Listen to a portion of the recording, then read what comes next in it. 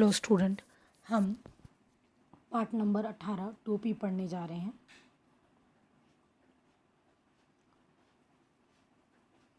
आइए इस कहानी को पढ़ते हैं। एक थी गौरैया और एक था गौरा। दोनों एक दूसरे से परम संगी।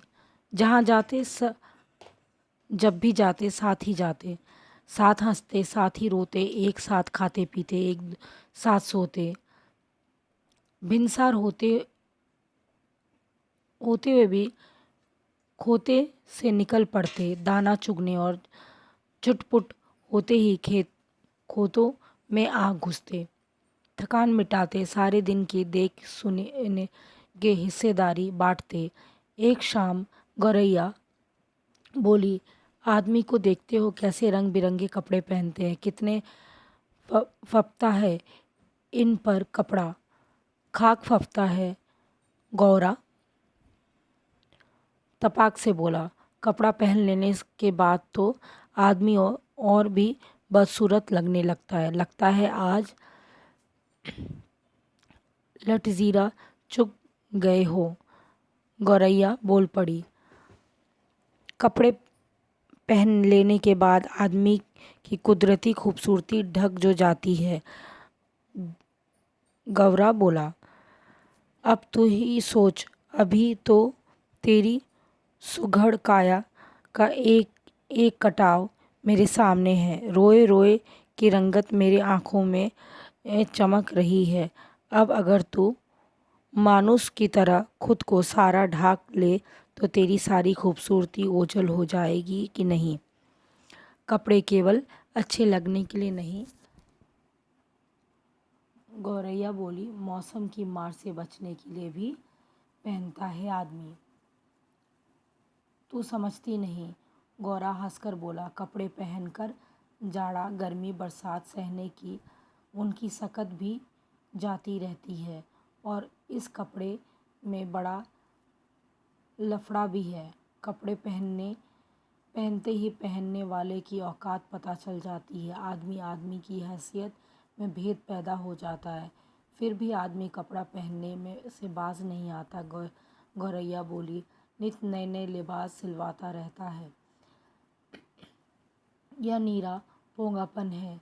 गौरा बोला, आदमी तो लिबास से फकत लाज ही नहीं ढकता, हाथ पैर जो चलते फिरते काम करने के वास्ते उन्हें भी दास्तानों और मोज़ों से ढक लेता है। सिर पर लटे हैं, उन्हें भी टोपी से ढक लेता है। अपन तो नंगे ही भले, उनके सिर पर टोपी कितनी अच्छी लगती है। गौरैया बोली, मेरा भी मन टोपी पहनने को करता है। टोपी तू पहनेगी कहाँ से? गौरा बोला, टोपी तो आदमियों का राजा पहनता है।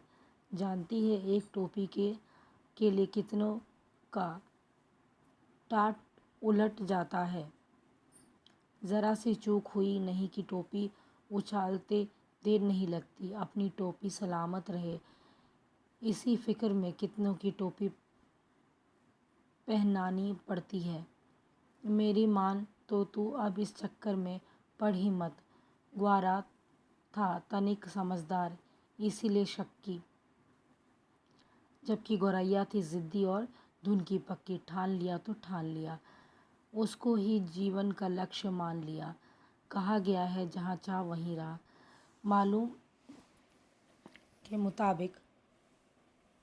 मामूल के मुताबिक अगले दिन दोनों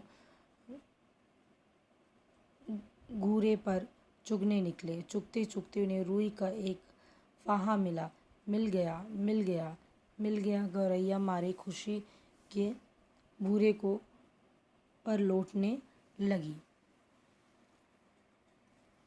अरे क्या मिल गया रे? ग्वारे ने चिढ़ाकर पूछा। मिल गया, टोपी की जुगाड़ मिल गई। गौरैया ने गवरे के सामने रुई का फाहा धर दिया।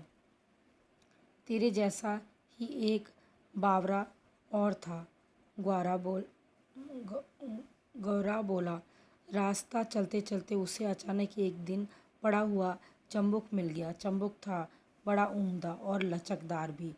किसी घुड़सवार के हाथ से छूटकर गिर गया था। चंबुक हाथ लगते ही वह बावरा चीखने लगा।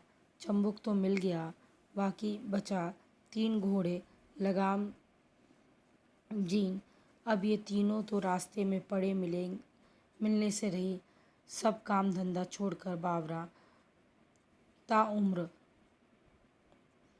यह रटता रहा। बाकी बचा 3 घोड़ा, लगाम, जीन। गौरा उसे समझाते हुए बोला, इस रुई के फाहे से लेकर टोपी तक का सफ़र तुझे बहुत कुछ अता पता है। बस देखते जाओ अब मैं कैसे बनाती हूँ टोपी। गौरैया रुई का फाहा लिए एक धुनिया के पास चली गई और बड़े मनुहार से बोली, धुनिया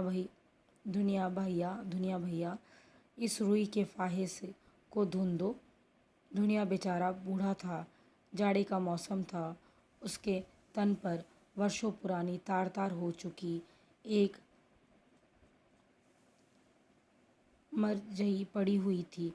वह काँपते हुए बोला, तू जाती है कि नहीं? देखती नहीं अभी मुझे राजा जी के लिए रजाई बनानी है। एक तो यहाँ का राजा ऐसा है जो चाम का दाम चलता है, ऊपर से तू आई फोकट में रुई धुनवाने। उर्ज ना करो भैया।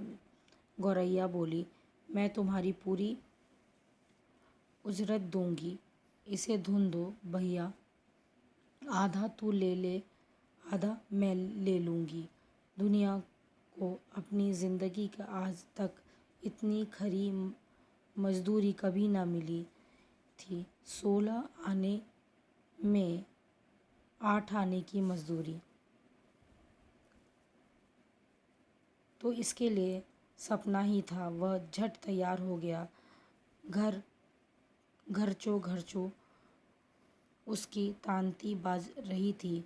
उसने बड़े मन से रुई धुनी। लो इसे आधा धुनिए ले लिया और आधा गौरैया ने। इससे उत्साहित गौरैया एक कोठरी में यहाँ गए और कहने लगे, कोरी भैया इस धुनी रुई का सूत काट दो। कोरी का कमर झुकी हुई थी, उसने बदन पर धज्जी हो चुकी थी। एक गुस्सा डाल रखा था।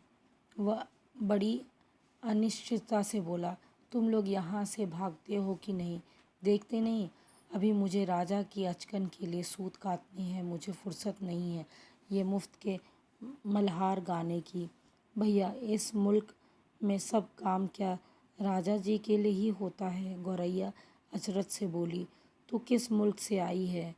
कोरी ने उसे भर आँख देखा। जानती नहीं यहाँ का चलन? खट मेरे मारे बरधा, बैठा खाए तुरंग।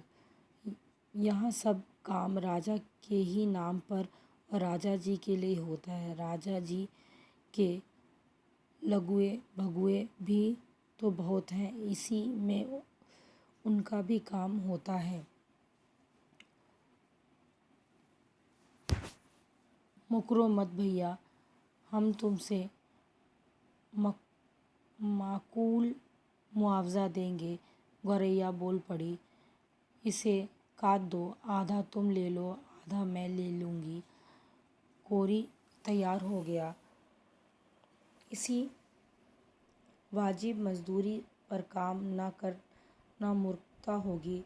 तन तन करके उसने तख्ती चरखे ताता थैया करने लगी। काफ़ी मेहनत और लच्छेदार सूत काट दिए उसने। कदम कदम पर मिलते कामगारों के सहयोग से गौरैया के आगे बढ़ने का उकसा दिया।